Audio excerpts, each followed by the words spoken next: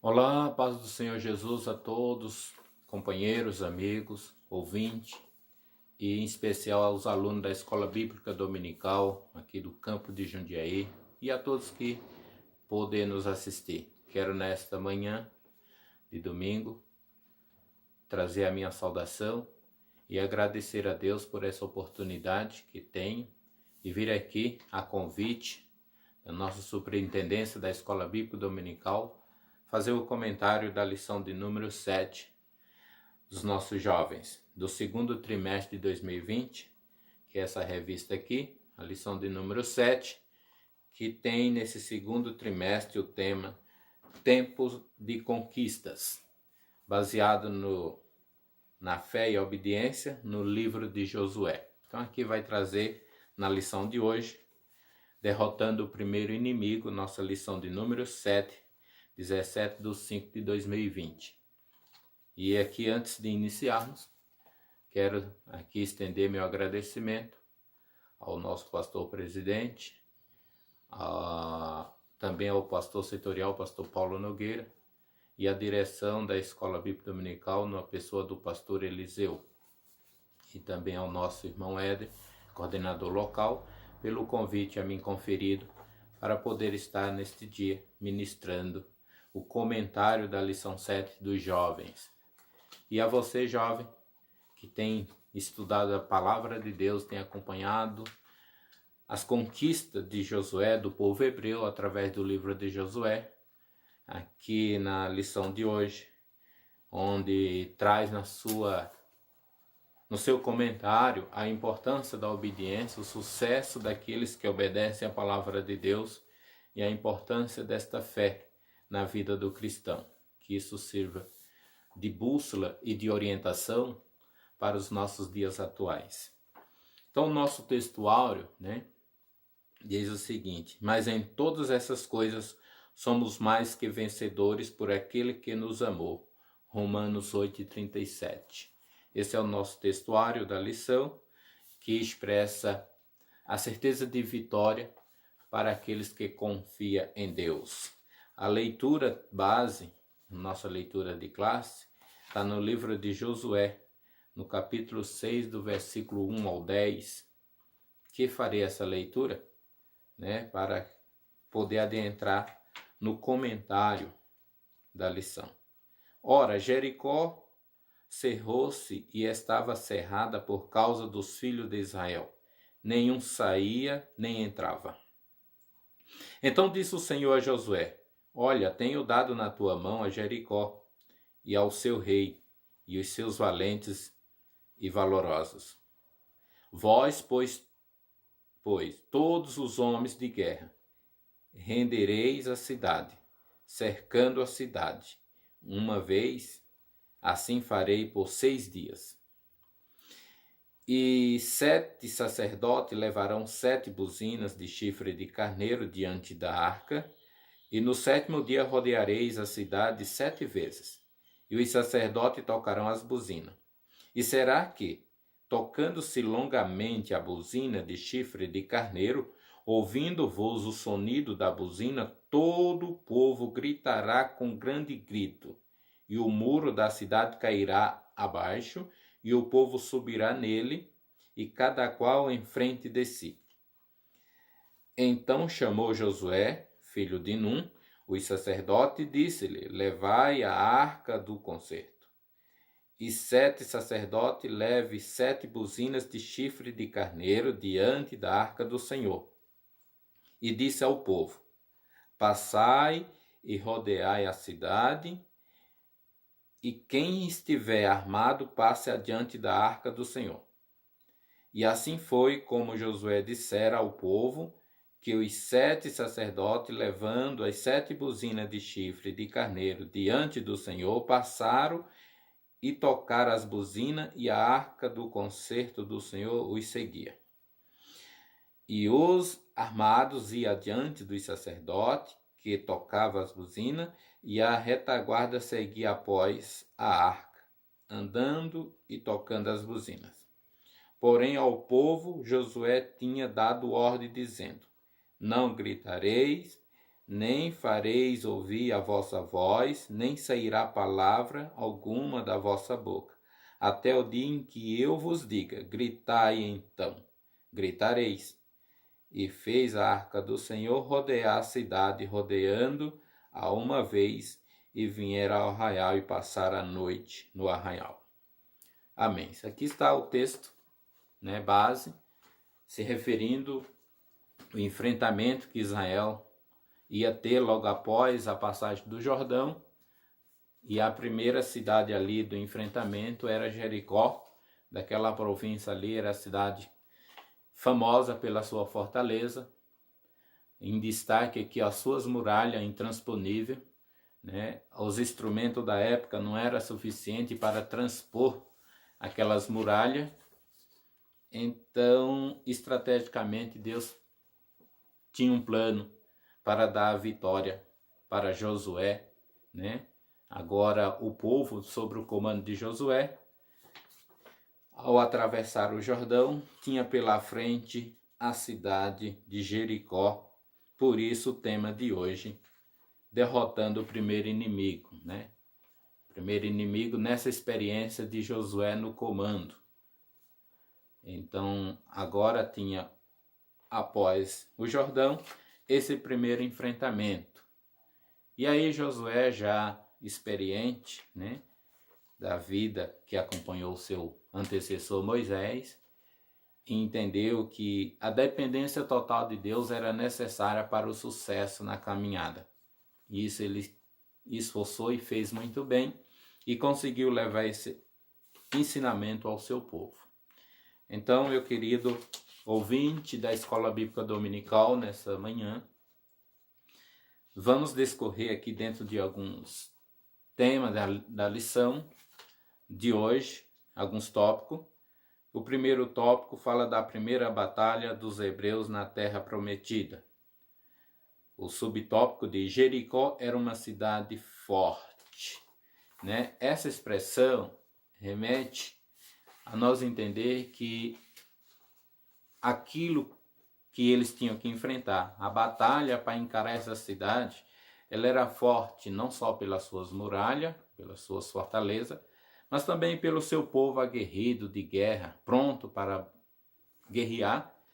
Então, precisaria de uma estratégia, de um plano bem elaborado para poder se operar. Estamos falando aqui, historicamente, de assuntos materiais, de assuntos do dia a dia, da peleja diária, de coisas naturais.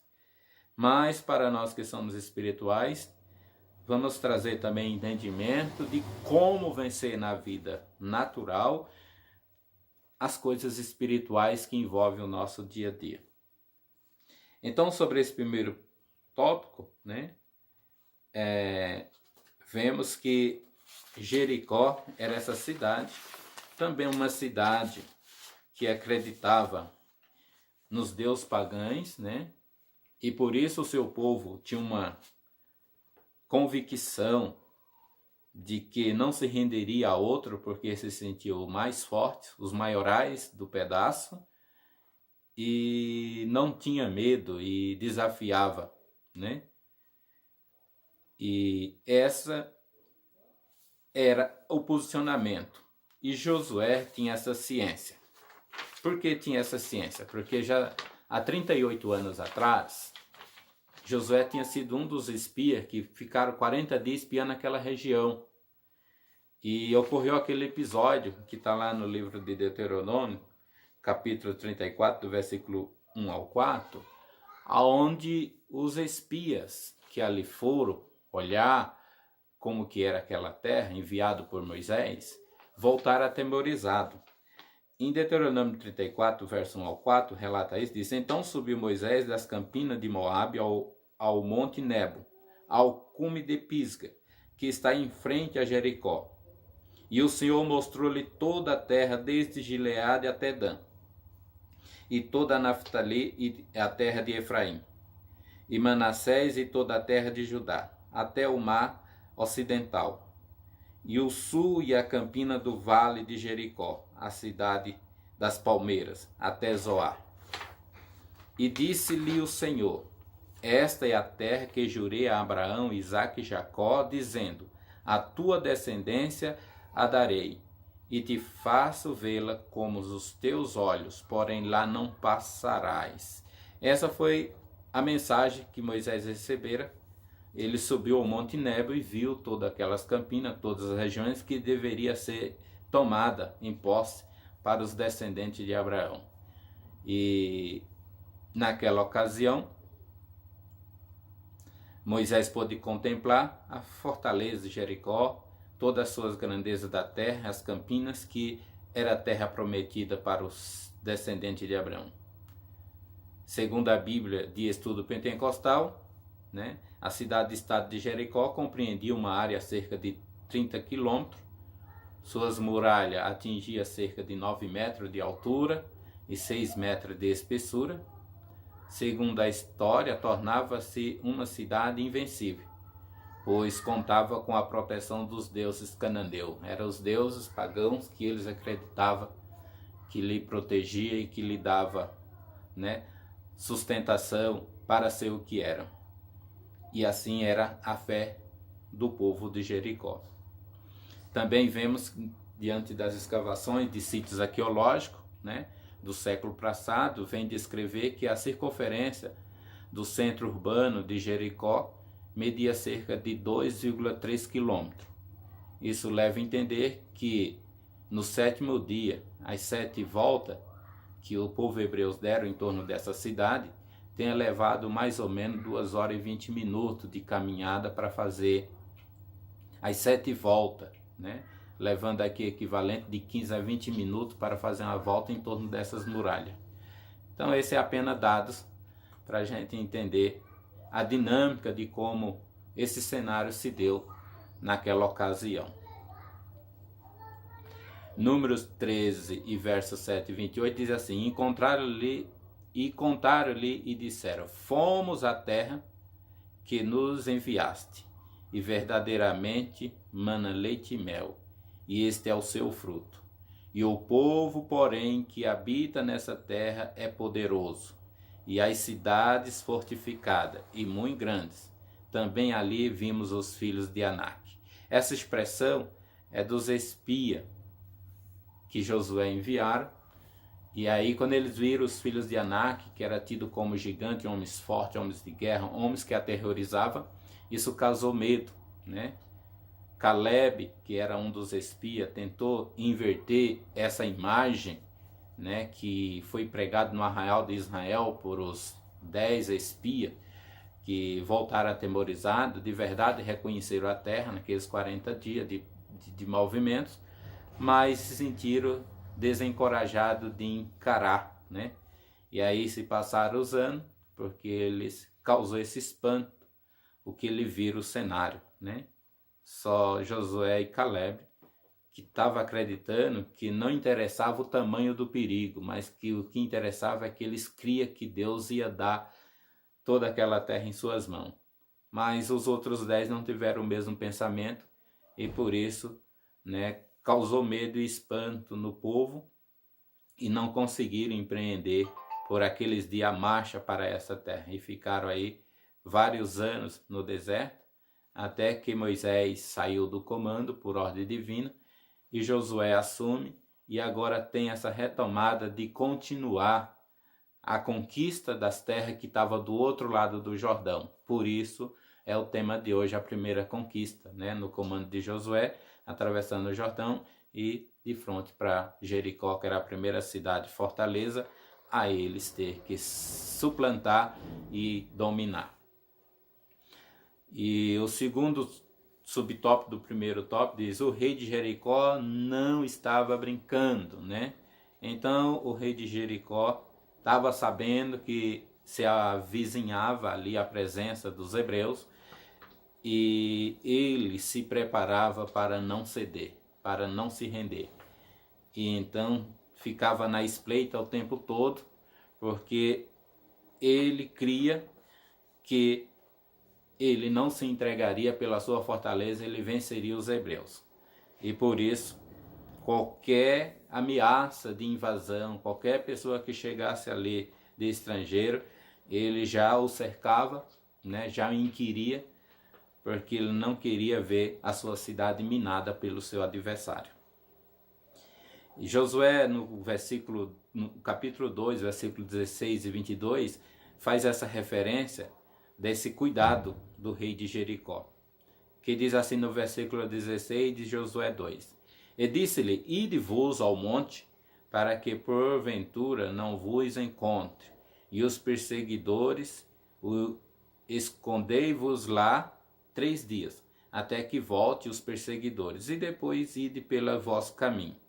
Foram-se, pois, e chegaram ao monte, e ficaram ali 3 dias, até que voltaram os perseguidores, porque os perseguidores os buscaram por todo o caminho, porém não acharam.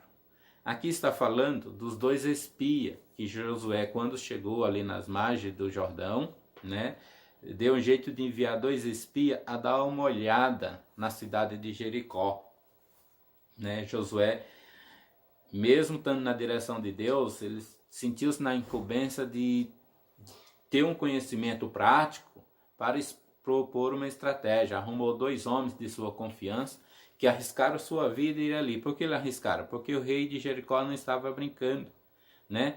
E essa ordenança desses 2 versículos é a fala de Raabe, aquela mulher que tinha na sua fama como que era uma mulher meretriz, né? E esta mulher aconselhou esses 2 homens, foi usada por Deus para proteger a vida daqueles homens, porque de modo contrário eles teriam sido presa fácil dos homens do rei de Jericó e teriam destruído, eles não tinham escapado ali com vida. Tamanho era essa perseguição e qual levava a sério, né? E aqui o comentarista, né, que é o nosso comentarista Reinaldo Odilo Martins Soares, dessa revista, ele traz no comentário da lição uma referência para os dias de hoje, que o nosso adversário, nossa alma, não brinca em serviço, ele está o tempo todo bramando, buscando a quem possa tragar. Por isso nós não podemos baixar a guarda, né? Porque o adversário, nossa alma, não está brincando. Não dá para ficar flertando com o perigo. É isso que ele quer dizer no comentário da lição de hoje. Então, jovem, né, senhores, senhoras, adultos, crianças, todos vocês que se dispõem a servir a Deus, temos que ter esse zelo, esse cuidado, né? A vigilância constante, porque o adversário, ele não dorme em serviço, ele sempre está arrumando estratégia. E quando ele tem a oportunidade de ter qualquer uma vida em suas mãos, a função dele é aquela que João registra no capítulo 10, versículo 10, porque ele é o ladrão, ele vem para roubar, matar e destruir. Mas Jesus Cristo disse, eu venho para que tenha vida, e vida em abundância. Então essa é a função do adversário, do grande inimigo.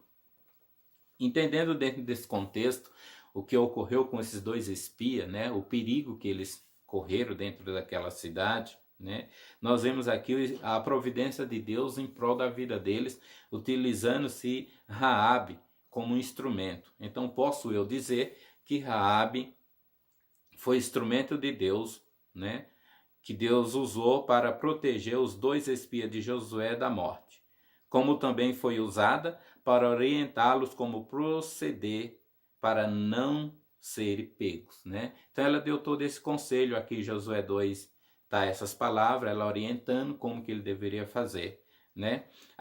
E mediante o bem que ela fez a eles, demonstrou sua crença de que o Deus deles era invencível e que a vida dos habitantes de Jericó estava sentenciado à morte. Rogou-lhe que usasse de benevolência para com ela e a sua família em recompensa pelo bem que lhe fez. Os espias, diante de tal situação, sabendo do risco de morte que estava correndo, entenderam que aquele gesto daquela mulher era digno de recompensa. Tomaram a iniciativa de fechar acordo, né, sem consultar o seu superior Josué. Eles entenderam que tudo aquilo estava sendo providência de Deus e por isso não tiveram dúvida de que Deus aprovasse, mesmo sabendo que a ordem divina era que matasse a todos. Fica a evidência da bondade de Deus para com o ser humano quando este se dispõe a acreditar no poder de Deus e lhe devotar as honras que só a ele pertencem, e foi isso que Raabe tinha feito, quando relatou aos espias como estava o comportamento da população de Jericó, né, concernente à aproximação dos hebreus e as notícias dos grandes feitos miraculosos que Deus tinha feito perante os inimigos de Israel, né? Isso resiste em Josué 2, do 3 ao 5, que a fala dela, a forma como ela explica isso para os espias, a notícia que corria dentro de Jericó a respeito dos hebreus que se avizinhava, era a seguinte, né? Por isso mandou o rei de Jericó dizer a Raabe: tira fora os homens que vieram a ti e entraram na tua casa, porque vieram espiar toda a terra. Essa foi a ordem. Quando o rei ficou sabendo, né, que ela tinha recebido aqueles homens, e ele ficou sabendo que eram homens dos hebreus, ele já foi inquirir dela para ela colocar na mão deles, pois ele precisava deles. Porém, aquela mulher tomou os 2 homens e escondeu e disse: é verdade que vieram homens a mim, porém eu não sabia de onde era, né? Ela não negou a presença de ter recebido homens, porém ela disse: não sei quem era, não reconheci, e aconteceu que fechando-se, que havendo-se de fechar a porta, sendo já escuro, aqueles homens saíram, não sei para onde aqueles homens se foram, e após ele depressa, porque eu alcançarei. Então ela, conversando ali com os oficiais do rei de Jericó, disse: olha, de verdade os homens vieram, mas logo ao fechar das portas da cidade ao escurecer, eles já se foram. Eu não perguntei nem para onde ia, nem quem era, mas não faz muito tempo. Se você se apressar, é provável que você encontre ele pelo caminho e possa inquirir isso que você quer deles, né? Mas na realidade a gente sabe que estrategicamente ela entendeu que aqueles homens eram dos hebreus, sabia do poder que existia no Deus dos hebreus e acreditava que a cidade não ia ter escape. E, no entanto, ela teve um gesto de bondade e ali guardou aqueles homens na parte alta da sua moradia, né? Escondeu sobre as varas de linho, né? Para tentar salvar a vida, porque ela sabia que se entregasse aqueles homens, eles seriam mortos, né? Porque ela sabia e conhecia o tamanho do ódio que estava no coração do rei de Jericó contra os hebreus e a posição que eles tinham para enfrentá-los. Então aqueles 2 homens não iam conseguir sobressair se cai nas garras dos homens de Jericó. E Josué 2, do 8 ao 11, continua, né? As falas logo após esse episódio dela ter desviado o foco daqueles homens, direcionado para o caminho, né? Para que ele fosse atrás dos homens, quando na verdade ele estava escondido. Ela diz assim: e antes que eles dormissem, ela subiu a eles no eirado, né? Ou seja, ela se apressou em fazer alguma coisa para salvar aqueles homens. Ela teve uma atitude, um gesto, né?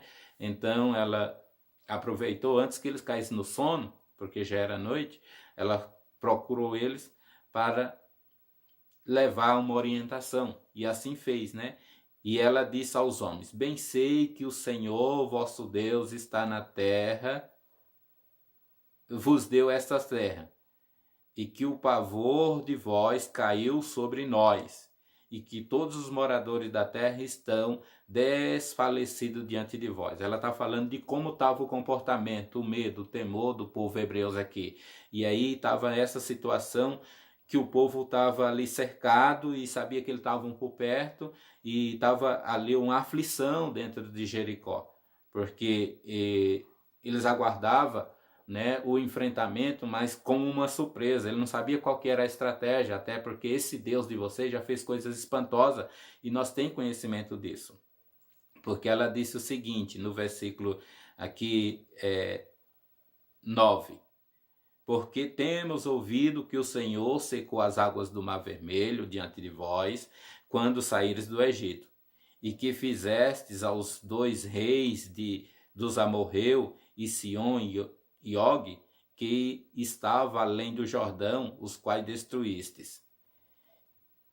E o que ouvindo desfaleceu o nosso coração, e em ninguém mais há ânimo algum por causa da vossa presença, porque o Senhor vosso Deus é Deus em cima nos céus e embaixo na terra.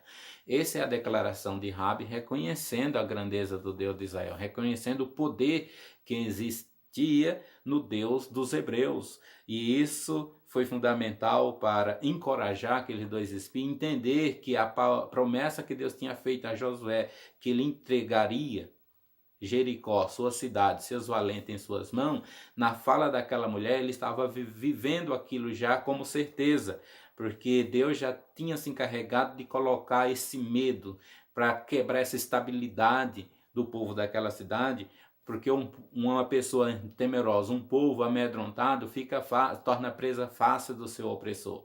Então, era uma estratégia de Deus. Eles conseguiram contemplar aqui na fala de Raabe, que lhe declara isso, porque ele não ia ter tempo de observar isso, a vida dele estava em risco. Deus levanta Raabe ali com um instrumento para trazer o que eles precisavam ouvir. Isso para ele foi muito importante.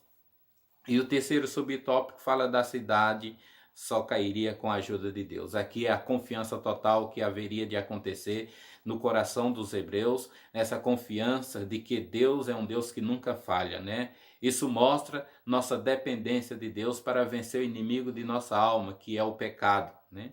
E os meios que são utilizados para nos afastar de Deus, destruindo a nossa fé e esperança nele. Então, esse subtópico está relatando a nossa dependência, o quanto nós dependemos de Deus, o quanto é necessário termos essa fé viva em Deus e tirar do nosso caminho tudo aquilo que vai minar a nossa fé, né? São os convites diários, as oportunidades de pecar, as oportunidades de fazer coisa que desagrada a Deus. Todo dia somos convidados a fazer isso. Todo dia o adversário das nossas almas traz novidade, traz momentos que, se nós não tivermos os olhos da fé ativos, uma mente viva em Deus, corremos o risco de ceder e de baixar a guarda. E não podemos baixar a guarda diante de tamanha ameaça da nossa fé. Então nós precisamos da permanência de Deus em nossos corações para superar o mal, porque todo dia temos que vencer o inimigo das nossas almas, que começa dentro de nós mesmos, que é o pecado que tão de perto nos rodeia, né? O segundo tópico fala da estratégia de Deus para a batalha de Jericó, né? Então a estratégia foi as 6 voltas, uma volta por dia, e uma das estratégias principais aqui foi o corte de suprimento, porque quando eles sitiaram Jericó fazendo essa volta, como diz no versículo da leitura, no versículo 1 e 2, que eles não entravam nem saíam, e aí não existia o suprimento. Então isso foi enfraquecendo, isso foi estratégia de Deus. O fato deles sitiar Jericó foi para que não houvesse um escândalo de negociação, para que a cidade fosse minguando o seu poder de alimentação e tantas outras coisas, né? E então eles ficaram ali ilhados, né, pelo cerco que os hebreus fizeram. E aí o Senhor estrategicamente pede para dar uma volta por dia. Aqui está a segunda estratégia. A primeira foi para que reduzisse o poder do seu inimigo, né, sitiando a cidade de modo que os seus suprimentos foram minguando. E a segunda foi para protestar os hebreus na sua atitude de obediência sem questionamento. O povo fizeram isso quando Josué recebeu do anjo toda a orientação de como deveria proceder durante aqueles 6 dias até o 7º dia, e ali o povo simplesmente obedeceu, não questionou, porque aquele povo já tinha memória de situações anteriores, em outros enfrentamentos, quando questionaram o líder Moisés, do quanto Deus se aborreceu e quantos morreram no deserto por causa, e ficou caro isso, questionar e desobedecer. Então eles aqui não queriam viver de novo aquele cenário, e aqui ponharam no seu coração a questão de obedecer, pois este era a fonte principal para ele ver o milagre de Deus acontecer nas suas vidas, né? E no segundo subtópico, né, fala dos homens armados à frente dos sacerdotes. Foi uma estratégia também que ele colocou aqueles homens armados, mas o povo tudo calado, né? Um jejum de fala, né? Aguardando uma segunda orientação. Tudo que foi montado em termos de estratégia veio de Deus para Josué e de Josué para o povo. Ali houve uma sincronia de obediência e fidelidade. Mesmo que a estratégia fugia completamente da lógica humana, eles não hesitaram em obedecer, pois no passado ele já tinha visto que seus antepassados amargaram derrotas por questionar as ordens divinas, querendo dar direção ao seu jeito ou ao seu modo. Isso que acontece com qualquer uma pessoa ainda hoje, que abre mão das orientações divinas para viver do seu jeito. E não é assim, nós temos que seguir a orientação da palavra de Deus para obtermos sucesso, para termos êxito na nossa caminhada e para ver o milagre de Deus acontecer através de nossa vida. Ele conta comigo e contigo para isso, jovem. Então, nessa manhã, guarde isso no seu coração para o seu elevo espiritual. Não vamos facilitar para o inimigo, porque ele não parou. Ele está aí, ele não dorme, ele busca, porque ele não quer que eu e você chegamos ao céu. E essa é a nossa maior esperança, essa é a batalha diária na caminhada, né? O Senhor não vai tirar as muralhas de nossa frente, o Senhor não vai afugentar o mar de nossa frente. Ele vai fazer com que nós avancemos sobre a muralha, ele vai fazer com que nós encare o mar, né? E ultrapassa conosco, ele vai passando com a gente, mas ele precisa desse encorajamento. E os homens aqui de Josué tiveram essa atitude, não questionaram, mesmo por mais absurda que estivesse sendo a lógica de guerra, eles sabiam, eram homens que tinham treinado para o enfrentamento, já tinham enfrentado outras batalhas, eles sabiam qual que era a estratégia, mas as suas armas seriam insuficientes, né? As armas de bronze, que era o mais nobre do momento, não era suficiente para transpor aquela muralha, como está aqui o subtópico 3 do item 2, né, da nossa lição, que diz a espera de um milagre. Então eles tinham que apostar em um milagre, não nos restava outra alternativa. Nessa expectativa de estratégia, dos 6 dias dando volta, calado, sem poder falar, sem poder tocar, né, sem saber o que ia acontecer, dando essas voltas em torno da cidade, posso dizer que a ansiedade poderia ser o grande, né?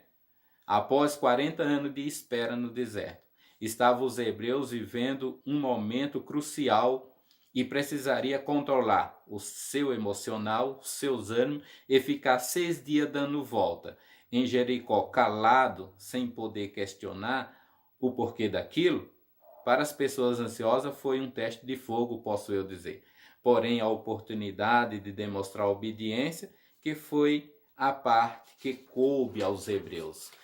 Além de eles terem esse controle emocional, creio que também tiveram esse privilégio de provar para Deus a sua obediência, pois essa era a parte que Deus requeria dele, ser obediente, e o resto ele faria. Então foi essa parte que coube dentro da estratégia. Um povo obediente, Deus tem toda a liberdade de agir. Então, quando você obedece, não se preocupe com o resto que Deus faz por você. Então, coube ao exército dos hebreus seguir e obedecer às palavras de Deus vinda por meio do seu líder Josué. E o resto Deus fez. Então, para que aqueles muros viessem abaixo, né, acredito que ali houve um abalo sísmico, aonde facilitou a entrada. Nós vemos também, né, e assim Deus deu a grande vitória ao povo dos hebreus pela pessoa de Josué e os seus seguidores. O tópico 3 de Deus se mostra forte para que confie nele, para quem confia nele. Então isso é interessante, Deus se mostra forte para os que confiam nele. Deus sempre será forte, mas para que a fortaleza de Deus me beneficie, né? Com ela eu preciso confiar. É um momento de fé, o subtópico do terceiro item que diz: o povo estava sob comando de Josué, em obediência às suas orientações, por assim entender que ele era intermediário das orientações divinas. Todas essas estratégias de ficar dando volta na cidade, parecer desgastante, no coração de Deus tinha propósito: testar a obediência do seu povo e oferecer tempo aos moradores de Jericó de um possível arrependimento de sua idolatria e reconhecer o Deus dos hebreus como o único Senhor Todo-Poderoso. Traz essa alusão de nós entender que essa estratégia de Deus também, ele estava oferecendo a oportunidade do povo de Jericó rever a sua forma de pensar. coisa que não aconteceu, seus corações estavam obstinados. Diferente de uma das moradoras, que foi Raabe, que conseguiu o benefício e o privilégio de Deus por render-se ao reconhecimento da sua grandeza. E Deus deu essa oportunidade a todos. Esses 6 dias dava tempo do rei pensar, rever os seus conceitos, mas isso não fez e, no entanto, não restou alternativa a não ser Deus realizar aquilo que tinha proposto e assim tomou o domínio de Jericó para si. E a gente vê essa questão de Raabe, né? Essa atitude de fé, os homens entendendo que Josué era um homem de Deus. Josué não teve dificuldade de levar essa verdade, não gerar dúvida, né? Porque é comum entre os homens a gente sempre questionar, principalmente nos dias atuais. Somos cheios de questionamento, cheios de dúvida, de achar que não é bem assim, não é bem assado, e cada um quer expor sua opinião, principalmente nos dias de hoje. E com isso, a gente não embrenha em comum acordo uma fé viva, unida, um bloco coeso dentro de uma determinada situação. Algum puxa para um lado, outro puxa para o outro. Está aí hoje o nosso sofrimento de não termos maiores conquistas, porque nós não conseguimos ser coesos. E aqui a prova dessa vitória com tanto êxito está a coesão dos filhos de Abraão, dos hebreus, com essa fé, com essa orientação de Josué, sem alguém pensar contrário, Deus deu a vitória para eles. E por isso, na galeria dos heróis da fé, como está lá em Hebreus 29 e 30, diz assim: pela fé passaram o mar vermelho como por terra seca, que intentando os egípcios se afogaram, né? Tá falando desse povo que embrenharam essa fé em Deus. E pela fé caíram os muros de Jericó, sendo rodeado durante 7 dias. E o segundo subtópico de cai os muros. Aí tem uns dados aqui com relação àquelas muralhas. Aquelas muralhas seriam impossíveis ser superadas com as armas de bronze da época.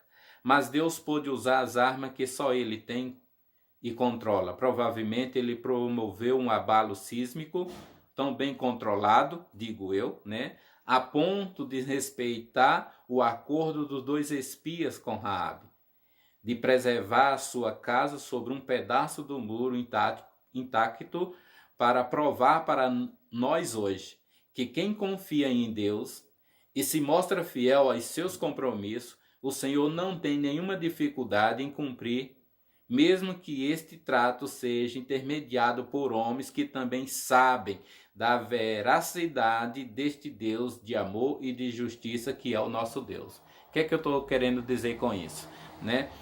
Que Deus promoveu aquele abalo sísmico ao ponto de derrubar toda a muralha, e no meio daquela muralha tinha um acordo que foi uma iniciativa muito rápida de 2 homens, né, que estavam ali na direção de Josué, mas que eram 2 homens tementes a Deus, e dado a circunstância e a estratégia que eles receberam por meio daquela mulher, eles sentiram no coração o pedido dela de atender e fizeram aquele acordo sobre a vida de Raabe, e garantiu para ela, deu um sinal e fez todo um acordo, pediu para que ela não divulgasse isso para ninguém. Ela foi fiel no seu trato, pediu que ela pegasse aquele fio de escarlate das mãos dele, colocasse aonde ela tinha feito a fuga dele por aquela corda, disse: deixa esse fio aqui, que quando nós voltar, que for destruir a cidade, nós vamos preservar sua casa e os que estiverem na tua casa. Portanto, traga todos. Aquele que estiver fora da tua casa não responsabiliza. Então, eu dou a minha vida pela tua vida. Então, eles fizeram um acordo muito bem ajustado,